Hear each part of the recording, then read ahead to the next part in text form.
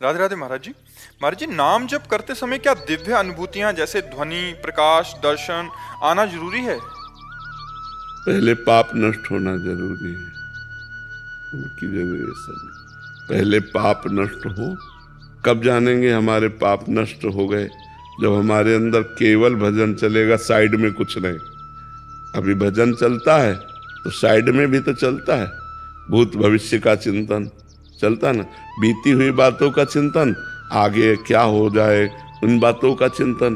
तो भूत भविष्य का चिंतन जब मिट जाए, केवल भगवान का अनन्य चिंतन हो, तब समझना चाहिए मेरा हृदय निष्पाप हो रहा है। और जब निष्पाप होने लगेगा तो भगवान की दिव्य झांकियां आने लगती हैं भाव में, उसे अपार आनंद की अनुभूति होती। कोई कामना नहीं, कोई वासना नहीं, पर इसके लिए खूब डट के भजन करना पड़ेगा। ये बातों से तो नहीं होगा ना, भजन से होगा। भजन बिना बात नहीं बनेगी। इसलिए भजन करो। ये घंटा नाद वो योग मार्ग का है कि उसमें योगी इस स्थिति में पहुंचता है तो उसको ऐसे नाद की प्राप्ति होती है। यहाँ तो साक्षात भगवान के दर्शन होते हैं भजन करने से।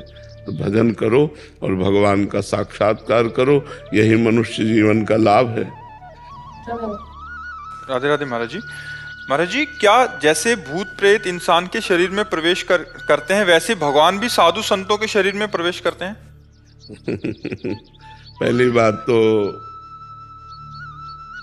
भगवान पहले से बैठे हुए तो प्रवेश क्या करे?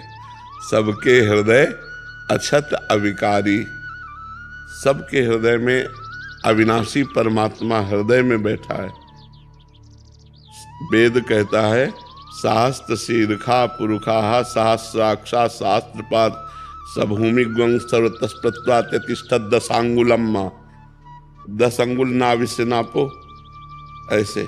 तो ये देश आता, इसे हृदय देश कहते हैं। भगवान सबके हृदय में अव्यक्त रूप से विराजमान है। अव्यक्त रूप मतलब आपको दिखाई नहीं दे रहे, महसूस नहीं हो रहे, लेकिन सब कुछ उन्हीं से चल रहा है। तो वो प्रवेश क्या करेंगे? वो तो सबके हृदय में बैठे हैं। हाँ, अब समझना है। जैसे जितना भजन हमारा हुआ उतने भगवान का पावर प्रकाशित होता है। जैसे एक पापी आदमी है तो भगवान का पावर एकदम गुप्त है। थोड़ा भजन किया प्रकाश हुआ, थोड़ा और भजन किया प्रकाश हुआ, ज्यादा भजन हो गया पूरे विश्व में प्रकाशित हो गया, और ज्यादा भजन हुआ, बड़े बड़े चमत्कार प्रकट हो गए, बीमार को ठीक कर दिया, ये कर दिया, वो बड़े बड़े चमत्कार, बड़े सिद्ध। वो भागवतिक प्रभाव है। प्रवेश तो भगवान तब करें जब भगवान वहां ना हो।